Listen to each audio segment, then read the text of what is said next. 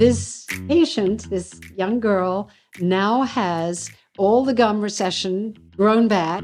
And I have actually explored those cases individually with certain people. And every single time we have found, and the recession started to improve and has kept improving and is almost completely now healed.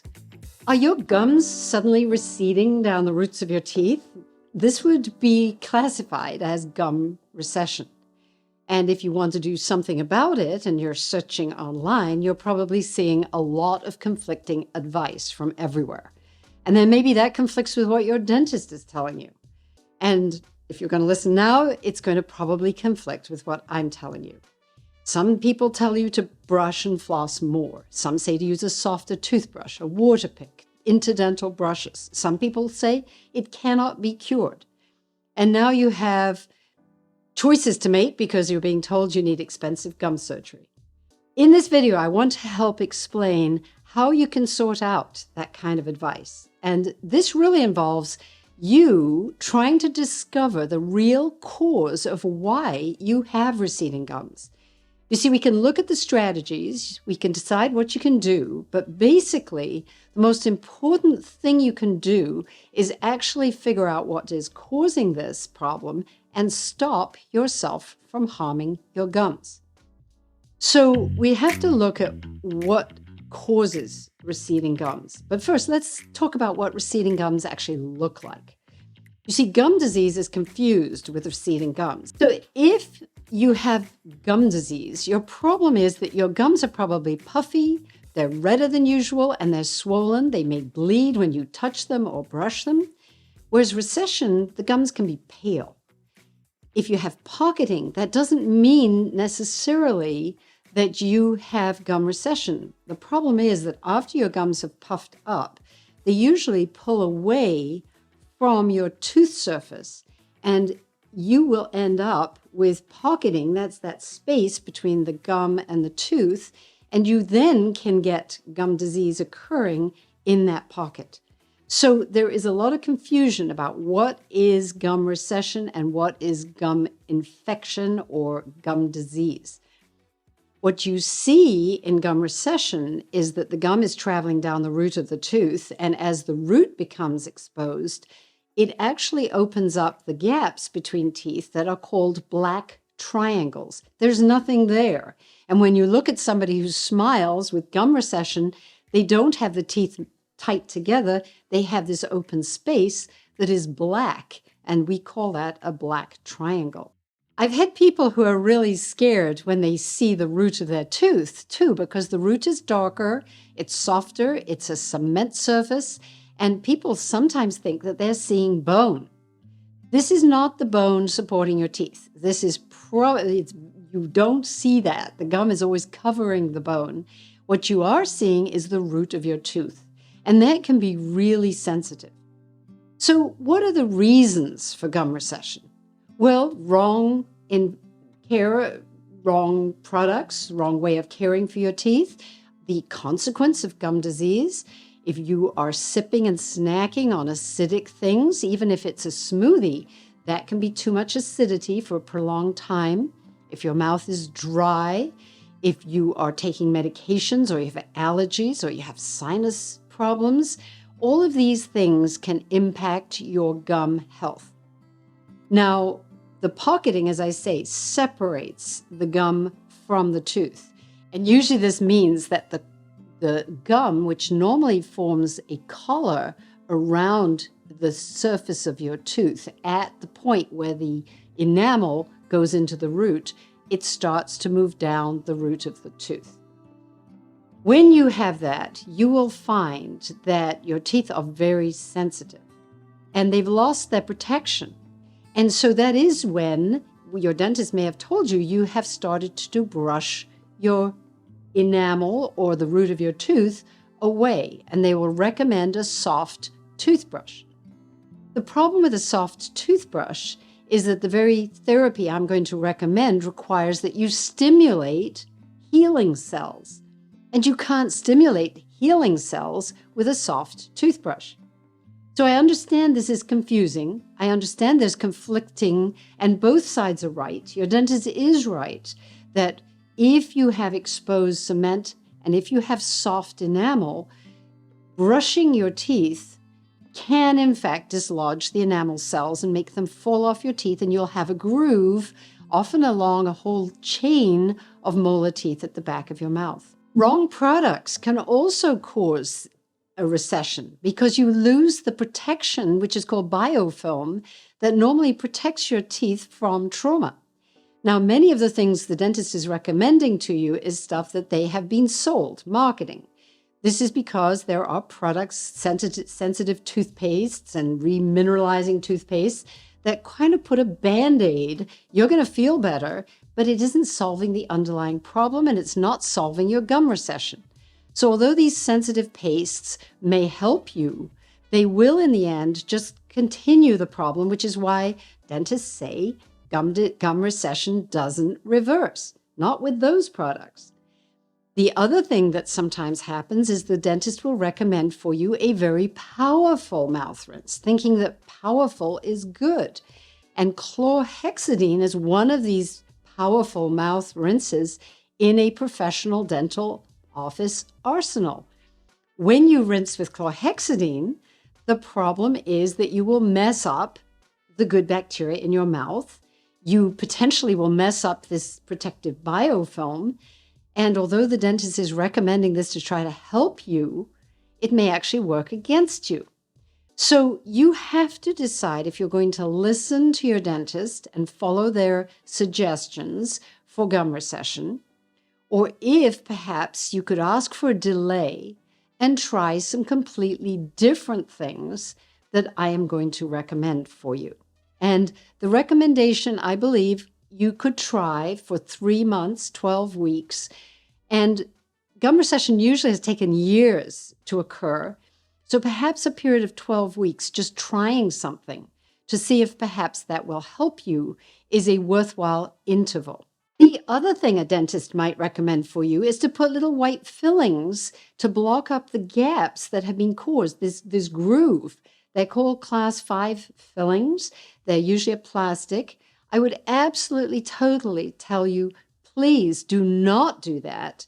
Not straight away anyway, because the filling itself causes irritation, causes plaque to build up around the filling, and this will only make the recession worse. There is no harm in living with the groove if you have a clean mouth, if you don't collect plaque, and if the groove doesn't collect a lot of food for you and become annoying. I have gum recession myself. Here is my personal story. When I was a dental student, I was on a grapefruit diet, which was the latest thing at the time. Then I would brush my teeth. And it is the long period of acidity and this extreme acidity from citrus fruits that is incredibly damaging to the enamel. Damaged enamel or acid-softened enamel is easily brushed away. And with my toothbrushing, I made a groove all around my mouth. I have upper and lower molar recession and also a groove caused during that time. I have learned what to do. I practice what I preach. My gums are absolutely tight at that level, which isn't ideal. I wish I had known this when I was a teenager. I at least learned this when I was 20. And my gums have not moved, have never become infected. I have never needed a gum graft. I have never had a filling in any of those grooves ever. And they have remained 50 plus years just fine. I get a little bit of sensitivity now and again if I am out in the extreme cold, if I've eaten a lot of sugar, if my immune system is a little under the weather. My teeth may feel a tiny bit sensitive if I suck in air or have something really, really cold or something sweet. But the sensitivity is quick and it goes away. I use the strategies that I teach everybody, and I am happily living with gum recession. It doesn't always have to be treated. So as mentioned, prolonged acidity or acidity from citrus or strong vitamin C smoothies, oxalic acid foods, even sugar-free things. Prolonged acidity can cause a loss of your protection and therefore promote recession. Stress, things that dry your mouth, if you are drinking sparkling waters, going to bed at night, not protecting your teeth fully, the hormonal change during pregnancy, during menopause, you will find that your mouth is more acidic. And as I mentioned, brushing in an acidic environment is a problem.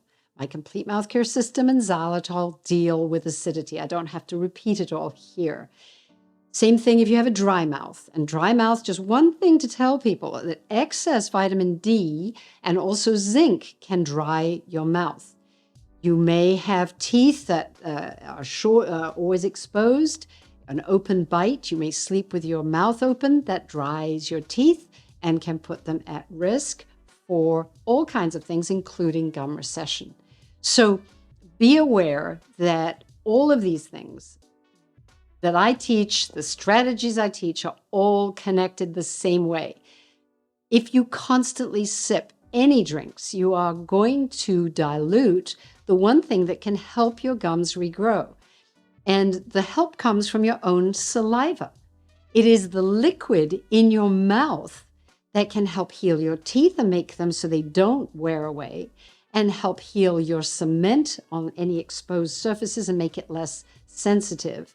So the idea is that you use my strategies, my Complete Mouth Care System, xylitol, and plenty of time to allow your saliva to interact and heal your gums and your teeth. And I have seen this help so many people, especially young women, people who go regularly for 3-month or 4-month cleanings. The less cleanings you have, I think you're going to find the less recession you experience. But you will need cleanings until you have your mouth in balanced oral health. The same thing with flossing. Excess flossing can damage your gums. Of course, you want to keep your mouth healthy, and unless you're using my Complete Mouth Care System, you may have this conflicting advice. You have so much plaque, you need to floss. But on the other hand, I'm saying don't floss, but I am saying use other strategies to clean your teeth using the mouth rinses that I recommend, the very special kind of toothbrushes that really get a lot of particles out from between your teeth so gently and safely, far more safely than flossing. And the xylitol, which stops plaque eventually from even forming on your teeth. So it isn't that I'm telling you to not floss. I am simply saying that aggressive flossing, over flossing, having more cleanings than you need, all of these things can exacerbate the problem of gum recession. So my suggestions again would be to use xylitol in the method that I recommend, which is after meals, and then don't eat or drink anything, even sipping water, for an hour afterwards. And also, last thing at night, and again at some point in the day when you will not be eating or drinking afterwards, enjoy the benefits of my Complete Mouth Care System that work in synergy, not only with your saliva, it actually makes the minerals from your saliva go more quickly into your teeth, but it also works in synergy with xylitol to make less plaque and make your mouth healthier. And I think anybody who tries this, even try it for 30 days, you will feel a difference in your mouth health. I do recommend certain specific toothbrushes, as I mentioned, and use them to massage the gums in a way that will stimulate healing. And when you try that, you will know whether your mouth suddenly feels healthier. And if it does, maybe you try it for 3 months and then go back for an evaluation. Do you still need a graft? Do you still need a deep cleaning? Whatever the dentist is recommending, you may want to just wait and evaluate.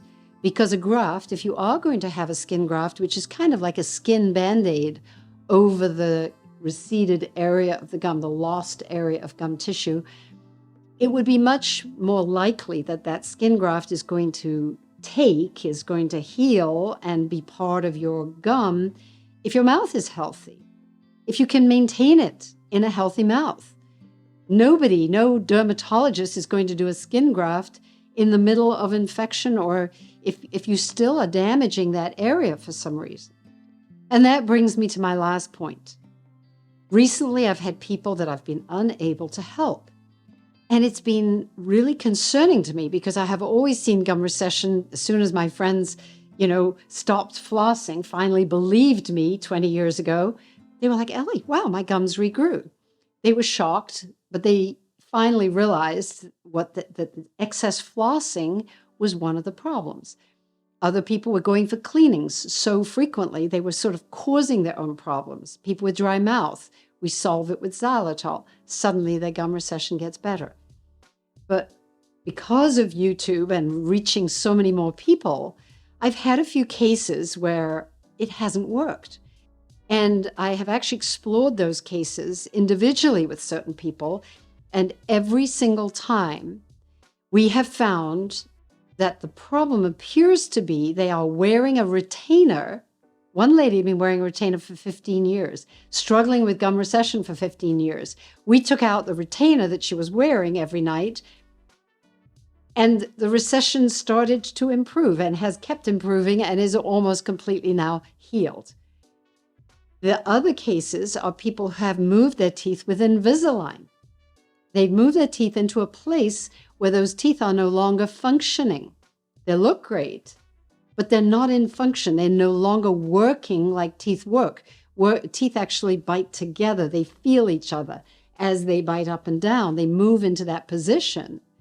And if your Invisalign or your braces have moved your teeth into some kind of position that looks great, but your teeth are not working, that may be a reason. And I can't help you until your teeth are working again. So that would be a problem, even though it's a gum problem, that you might want to talk either with your periodontist, your gum specialist, and or your orthodontic specialist. And I do know people who went back to do that and they were told, no way. The problem is I keep seeing this. So I'm not sure how we're going to handle this. I think anyone doing Invisalign should keep photo documentation. Take a picture of your teeth or find a picture of your teeth before you had Invisalign. And if you're suffering from gum recession on a tooth that's been moved and moved out of the arch in some way or expanded, see if it's biting against the lower tooth. And if it isn't, you do your own assessment and see. I don't know what else to tell you at this point. Try everything else that I recommend. But if a tooth isn't working, one of nature's ways is that the attachment starts to deteriorate. So we have to look very carefully. And I would advise anyone starting out on Invisalign, take lots of pictures either at the orthodontist or by yourself first, and keep an eye to make sure that you're not losing your gum tissue, because eventually more and more gum recession will take the gum lower and lower down the tooth. The bone will necessarily recede at the same pace. And when the bone is all gone, that is when a tooth can fall out. Actually, I'll end on a happier note. I worked with a child, or actually it was a young adult with Down syndrome. She was in her early 20s. And unfortunately, in Down syndrome, the pressure of the tongue, which is usually a little bigger than normal, was pushing against the lower teeth and pushing them forward, making it really hard to clean around the base, around the gums of the lower teeth. This has gone on for some years, and in her early adult years, this patient had developed periodontal disease, gum disease. She had lost a significant attachment. Her gum recession had reached halfway down the roots. She had lost bone, 50% of the bone loss, and several dentists told the mother there was nothing that could be done. These teeth must be extracted. She had found me through my book, Kiss Your Dentist Goodbye. We talked on the phone, we consulted. And then she went away, and I didn't hear from her. I think I heard from her sporadically that everything was going well. They were happy, and they were just going to do this for a period of time. I actually got a phone call 11 years later, and I have posted that phone call on TikTok and on YouTube because I think it's fascinating that 11 years later, this patient, this young girl, now has all the gum recession grown back, the bone has grown back, these then loose teeth are now totally healthy, and this patient even no longer needs cleanings. She has her teeth, she has a healthy mouth, she is happy, her mother's happy, I am ecstatic.